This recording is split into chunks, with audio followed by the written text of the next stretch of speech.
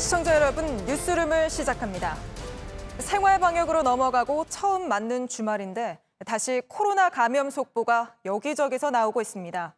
이태원 클럽에서 터져나온 바이러스는 서울을 비롯한 수도권은 물론이고 충북과 부산까지 퍼졌습니다. 관련 환자 수도 42명으로 훌쩍 늘어나면서 방역당국은 어떤 연결고리가 있을지 모르는 만큼 지난 연휴 이태원 클럽을 방문했다면 모두 신고해달라고 나섰습니다.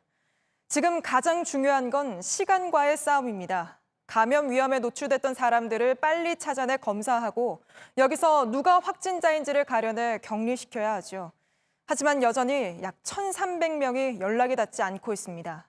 먼저 오늘 환자 현황부터 이희령 기자가 전합니다.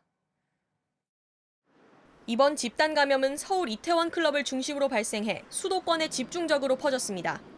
서울에서 27명, 경기에서 7명, 인천에서 6명의 확진자가 나왔습니다. 충북 청주와 부산에서도 각각 1명이 확진 판정을 받았습니다. 확진자는 모두 42명, 전국으로 확산된 겁니다. 3차 감염까지 잇따랐습니다. 인천에선 이태원 클럽에 방문한 뒤 확진된 남성의 누나가, 성남에서도 클럽에 다녀갔던 성남시 의료원 간호사의 형과 어머니가 확진됐습니다. 방역당국은 더 많은 확진자가 나올 가능성이 크다고 설명했습니다. 지역사회 전파도 더 나올 것이고 당장 그 클럽의 동일 시간대 또는 동일 시간대가 아니라 하더라도 다른 연결고리에 따라서 더 환자가 나올 가능성은 충분히 있을 수 있습니다. 긴밀한 접촉이 이루어진 밀폐된 공간인 만큼 클럽을 찾은 상당수 사람들이 바이러스에 노출됐을 가능성이 크다고 보는 겁니다. 이들의 거주지가 전국에 퍼져 있다면 어디서라도 2차 전파가 일어날 수 있다고도 했습니다. 또 방역당국은 이번 집단 감염이 환자 1명이나 하나의 감염원에 의한 전파라기보단 여러 산발적인 연결고리가 있을 수 있다고 밝혔습니다.